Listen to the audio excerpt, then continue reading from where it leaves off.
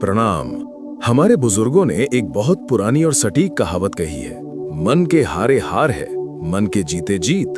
लेकिन सबसे बड़ा प्रश्न ये है कि इस मन को जीते कैसे? क्या आपके साथ भी ऐसा होता है? आप बड़े संकल्प के साथ ध्यान करने बैठते हैं, आंखें मूंदते हैं, ओम का उच्चारण करते हैं, लेकिन अगले ही पल आपका मन दफ्तर की फाइलों, घर के झगड़ों या भविष्य की चिंताओं में भागने लगता है। 5 मिनट शांत बैठना भी पहाड़ तोड़ने जैसा लगता है। अगर ये आपकी कहानी है तो घबराइए नहीं, आप अकेले नहीं हैं। आज आपको शास्त्रों में छिपी वो एक गुप्त विधि देने जा रहा हूं जो केवल 5 मिनट में आपके भटकते हुए मन को एक बिंदु पर ला खड़ा करेगी। ये कोई सुनी सुनाई बात नहीं, एक सिद्ध और परखा हुआ प्रयोग है। अंत तक जुड़े रहिएगा। ध्यान में उतरने से पहले हमें ये समझना होगा कि आखिर हम असफल क्यों होते हैं। बहुत से साधक मुझसे कहते हैं, गुरुजी हमारा ध्यान कमजोर है। मैं उनसे कहता हूं, नहीं, आपका ध्यान कमजोर नहीं है, बल्कि आपका ध्यान बंट गया है। हजारों वर्ष पहले महाभारत के युद्ध क्षेत्र में अर्जुन की स्थिति भी आप ही की तरह थी। अर्जुन, जो विश्व के सर्वश्रेष्ठ धनुर्धर थे, जिनका निशाना कभी नहीं चूकता था, वो भी भगवान श्री कृष्ण से कहते हैं, चंचलम हि मनः कृष्ण प्रमाथि बलवद दृढ़म तस्याहम निग्रहम मन्ये वायोरिव सुदुष्करम।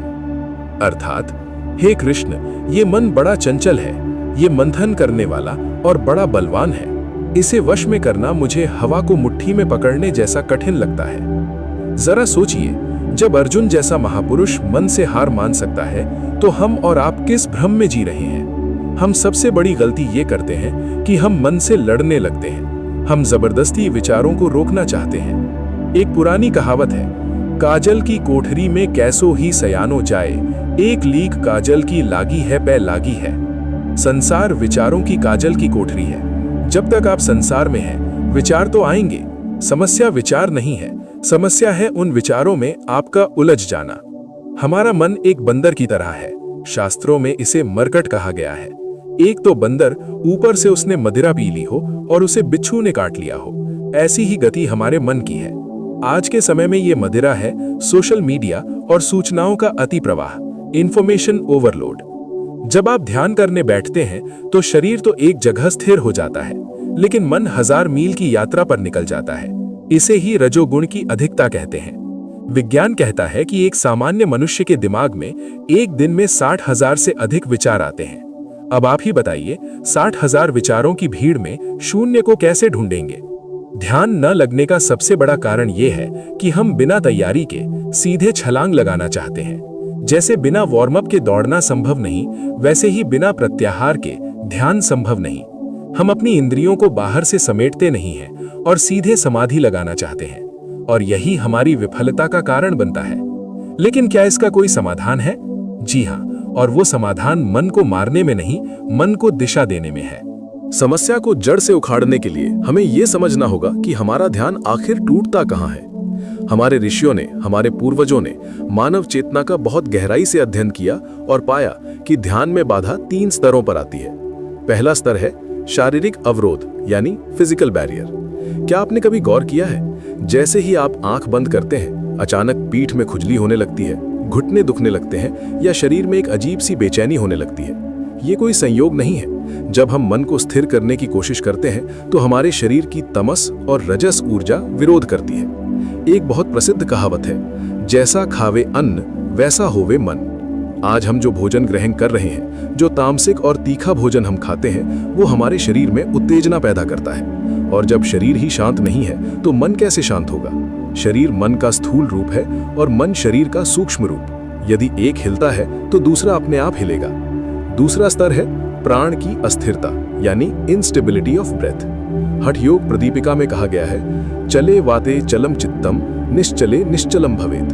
अर्थात जब तक आपकी श्वास चल रही है, उखड़ी हुई है, तब तक आपका चित्त भी चलता रहेगा। आप कभी ध्यान दीजिएगा, जब आप क्रोध में होते हैं तो आपकी सांसें तेज हो जाती हैं, और जब आप शांत होते हैं तो सांसें गहरी और धीमी हो जाती हैं। हम ध्यान में बैठते तो हैं, लेकिन हमारी सांसें उखड़ी होती हैं। हम इस कड़ी को मिस कर देते हैं। तीसरा और सबसे गहरा स्तर है दबे हुए संस्कार, यानी सप्रेस्ड इमोशंस। यही वो चरण है जहां 90% यानी 90% साधक हार मान लेते हैं। जब आप शांत बैठते हैं तो अवचेतन मन का ढक्कन खुल जाता है। पुरानी बातें, किसी का दिया हुआ अपमान, भविष्य का डर, पैसे की चिंता, ये सब कचरा ऊपर तैरने लगता है। हम घबरा जाते हैं, हमें लगता है कि ध्यान करने से अशांति बढ़ रही है, जबकि सच ये है कि ध्यान आपके अंदर की छुपी हुई गंदगी को साफ कर रहा है। कबीर दास जी ने कितनी बड़ी बात कही है, माला फेरत जुग भया, फिरा न मन का फेर, कर का मन का डार दे, मन का फेर। हम बाहरी आडंबर में फंसे हैं, लेकिन अंदर के विकारों को, उन दबे हुए संस्कारों को देखने का साहस नहीं जुटा पाते। ध्यान कोई जादू की गोली नहीं है, ये एक प्रक्रिया है खुद से मिलने की, और खुद से मिलने का रास्ता इन्हीं बाधाओं के बीच से होकर जाता है। तो अब प्रश्न उठता है कि इस चक्रव्यूह को तोड़ा कैसे जाए, कैसे इन तीनों बाधाओं को पार करके उस शून्य तक पहुंचा जाए। इसका उत्तर बहुत सरल है, लेकिन उतना ही गुप्त भी। आगे मैं आपको जो 5 मिनट की विधि बताने जा रहा हूं, वो सीधे आपके प्राण और मन के बीच के लिंक को हैक कर लेती है। ये विधि बड़े बड़े योगियों द्वारा अपनाई गई है और आज विज्ञान भी इसे न्यूरोप्लास्टिसिटी के नाम से स्वीकार रहा है। उस विधि पर जाने से पहले मैं चाहता हूं कि आप अभी तो नीचे दिए गए सब्सक्राइब बटन को दबाएं और बेल आइकन को अवश्य ऑन करें। और एक सवाल आप सभी से, और मुझे इसका उत्तर कमेंट बॉक्स में ईमानदारी से चाहिए। जब आप ध्यान करने बैठते हैं तो आपको सबसे ज्यादा क्या परेशान करता है? नींद आना, भविष्य की चिंता, या 3 पुराने बुरे विचार? अपना अनुभव नीचे कमेंट्स में लिखें, मैं व्यक्तिगत रूप से पढ़कर आपको उपाय बताऊंगा। चलिए अब उस गुप्त विधि का अनावरण करते हैं। मित्रों, विधि जानने से पहले विधि के नियम जानना आवश्यक है। एक पुरानी कहावत है, अधजल गगरी छलकत जाए। अधूरा ज्ञान हमेशा घातक होता है। अधिकांश लोग YouTube पर कोई तकनीक देखते हैं और तुरंत उसे करने लगते हैं, और जब परिणाम नहीं मिलता तो कहते हैं ध्यान व्यर्थ है। याद रखिए, किसान बीज बोने से पहले खेत की मिट्टी तैयार करता है। अगर बंजर जमीन पर बीज फेंक दिया तो वो सड़ जाएगा, उगेगा नहीं। ठीक उसी तरह ध्यान यानी बीज लगाने से पहले शरीर और वातावरण यानी मिट्टी को तैयार करना पड़ता है। इस 5 मिनट की गुप्त विधि के लिए आपको 3 छोटी तैयारी करनी होगी। पहला, मेरुदंड की स्थिति, स्ट्रेट स्पाइन। वैज्ञानिक और आध्यात्मिक दोनों दृष्टियों से ये अनिवार्य है।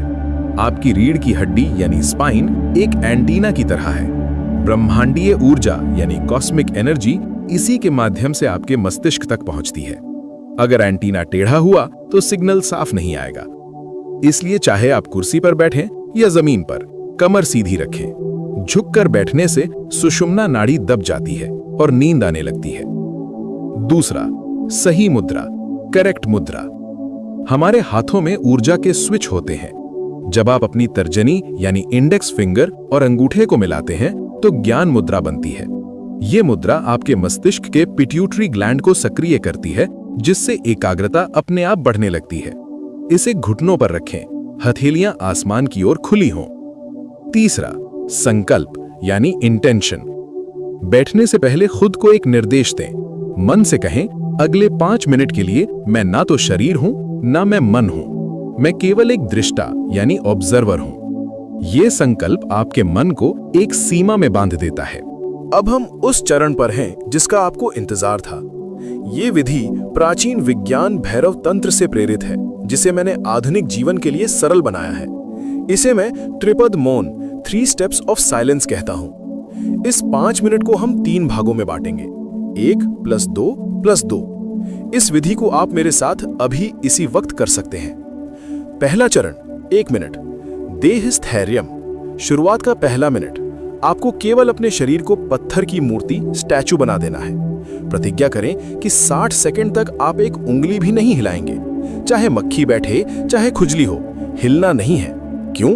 क्योंकि जब आप शरीर को हिलाना बंद कर देते हैं तो प्राण ऊर्जा, एनर्जी जो मांसपेशियों में खर्च हो रही थी वो बच जाती है और मस्तिष्क की ओर प्रवाहित होने लगती है। बस 1 मिनट के लिए बिल्कुल स्थिर हो जाएं। दूसरा चरण, 2 मिनट, श्वास अनुसंधान। अब अगले 2 मिनट के लिए अपना पूरा ध्यान अपनी नासिका के अग्रभाग पर ले आएं। सांस को बदलना नहीं है, ना गहरा लेना है, ना रोकना है, बस उसे देखना है। जैसे एक द्वारपाल दरवाजे पर खड़ा होकर आने जाने वालों को देखता है, वैसे ही आपको अपनी सांस को देखना है। अंदर जाती हुई सांस, बाहर आती हुई सांस। सांस ठंडी है या गर्म, गहरी है या उथली। मन भटकेगा, विचार आएंगे। जैसे ही याद आए वापस सांस पर लौट आएं। कबीर साहब कहते हैं, सांसों की माला पे सिमरू में पी का नाम। ये सांस ही वो रस्सी है जो आपको आपके मन के घोड़े को काबू में करने में मदद करेगी। सिर्फ 2 मिनट पूरी सजगता के साथ। तीसरा चरण 2 मिनट भ्रू मध्य दृष्टि। अब अंतिम और सबसे महत्वपूर्ण 2 मिनट। अपनी बंद आंखों से अपनी दोनों बाहों के बीच बिटवीन द आईब्रोज देखिए। जहां हम तिलक लगाते हैं वो आज्ञा चक्र का स्थान है। वहां अंधेरा दिखाई देगा, कोई बात नहीं, उस अंधेरे को ही देखते रहें। कल्पना करें कि आपके माथे के बीच में एक छोटा सा दीपक जल रहा है या एक सफेद बिंदु है। यही वो बिंदु है जहां मन शून्य हो जाता है। विचार आएंगे, उन्हें बादलों की तरह गुजर जाने दें। आप आकाश हैं, विचार बादल हैं। बादलों से लड़े नहीं, बस उस बिंदु को घूरते रहे। जब आप ये 5 मिनट की क्रिया पूरी करेंगे तो आप पाएंगे कि एक अद्भुत शांति ने आपको घेर लिया है। ये वो शांति है जिसे आप पैसों से नहीं खरीद सकते। ये विधि काम क्यों करती है? क्योंकि मन एक समय में एक ही चीज पर टिक सकता है। हमने उसे पहले शरीर पर टिकाया, फिर सांस पर और अंत में एक बिंदु पर। हमने मन को भागने का मौका ही नहीं दिया। इसे कहते हैं मन को हैक करना। शुरुआत में शायद 5 मिनट में से आप केवल 10 सेकंड ही एकाग्र हो पाएं, लेकिन घबराइएगा मत। करत करत अभ्यास के जड़मती होत सुजान, रसरी आवत जात ते सिल पर परत निशान। अगर कोमल रस्सी पत्थर पर निशान डाल सकती है तो निरंतर अभ्यास से ये चंचल मन भी वश में हो सकता है। आपको बस रोज सुबह उठकर या रात को सोने से पहले ये त्रिपद मौन साधना है। अंत में बस इतना ही कहूंगा, ज्ञान वही कार्यकारी है जो आचरण में उतरे। सिर्फ भोजन को देखने से पेट नहीं भरता, उसे खाना पड़ता है। ठीक उसी तरह केवल इस वीडियो को देख लेने से मन शांत नहीं होगा।